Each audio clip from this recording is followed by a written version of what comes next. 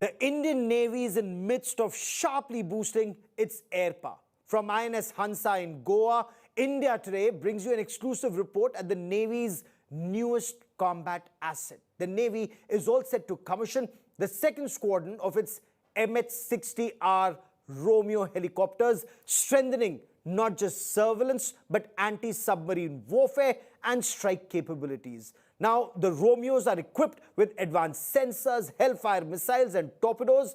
These helicopters will significantly enhance India's maritime dominance across the Indian Ocean region. Manjeet Singh Negi from INS Hansa with this report.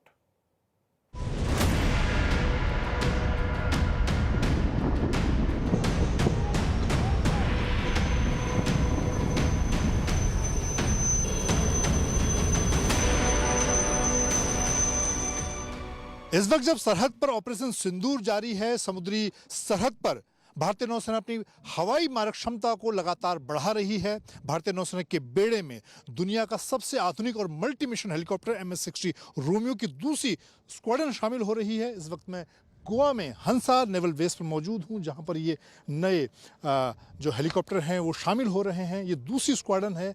हमारे साथ इस helicopter के pilot हैं lieutenant commander प्रखर भार्गवा। आपसे जानना चाहूँगा इसकी ऐसी क्या खासियत है जो कि ये भारतीय नौसेना के हवाई मारक क्षमता को बढ़ाने का काम करता है। MS-60R helicopter is the most advanced helicopter present in Indian Navy. It is an all-weather aircraft which is capable of operating both by day and night from ashore and afloat. Its exceptional stability, long endurance, and state-of-the-art weapon and sensors fitted in the aircraft makes it a potent platform for achieving any operational objective, whether it is anti-submarine warfare, surface surveillance, or search and rescue. The diversity and the operational capabilities and the technology which is used in this aircraft provide Indian Navy the capability to achieve operational objectives in toughest conditions. The MS-60R helicopter is fitted with advanced avionics, sensors and weapon systems.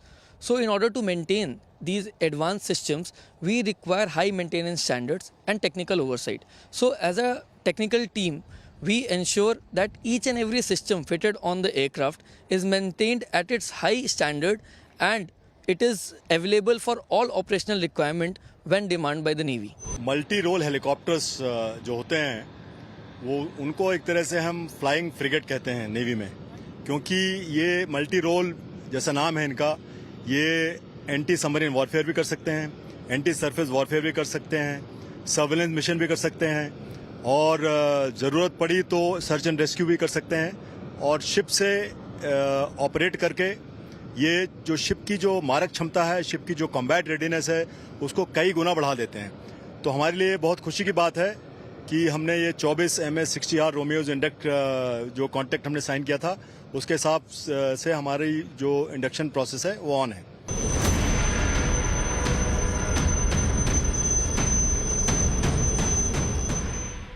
हवाई मोर्चे पर भारतीय नौसेना अपनी मारक क्षमता को बढ़ा रही है। भारतीय नौसेना के बेड़े में दुनिया का जो सबसे आधुनिक मल्टी मिशन हेलीकॉप्टर है उसकी नई स्क्वाड्रन शामिल हो रही है। MS-60 रोमियो हेलीकॉप्टर जो अमेरिका का बना हुआ है और यहाँ INS हंसा गोवा में इससे पहले कोच्चि में एक स्क्वाड्रन शामिल हुई थी। इसकी मारक क्षमता की हम बात करें तो ये हेलफायर मिसाइल से लैस है। समुद्री मोर्चे पर बात करें तो समुद्र के गहरे समुद्र से के नीचे पनडुब्बी के खिलाफ ऑपरेशन के लिए टॉर्पीडोज को लैस किया गया है।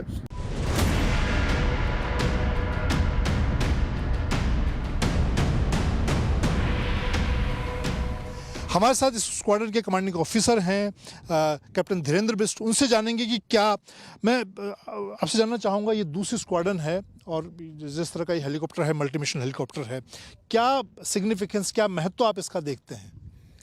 INS-35 will function as the eyes, ears and first hunters of the fleet, providing real-time situational awareness, undersea warfare capability and rapid response across our vast maritime spaces.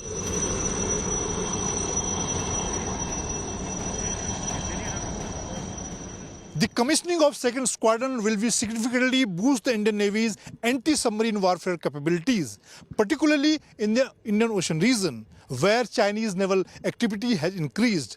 The helicopter can defeat and track enemy submarine, making them a potent force multiplier for the Indian Navy. the MS-60 Romeo helicopters will be deployed on INS Vikramaditya, INS Vikrant and other naval vessels. With camera person Kirpal Singh, this is Manjit Negi for India Today from INS Hansa, Goa.